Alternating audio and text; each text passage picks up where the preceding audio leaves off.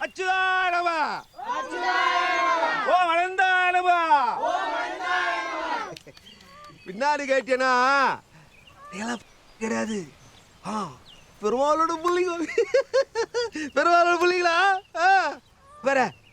தினம் பழைய மாதிரி மாட்டுக்கறி தூண்டுறது இது இதனோட படுத்ததெல்லாம் கூடாது இப்படிதா நம்மலாம் வேற ஆளுங்க அதுக்கேற்ற சட்டத்தை கடைப்பிடிக்கணும் ஆமா நம்ம செத்ததுக்கு அப்புறம் நம்ம யூச உடம்பு ஸ்ரீமன் நாராயணோட வைகுண்ட பதவி அடையணும் அதுதான் புரியுதா அசோகா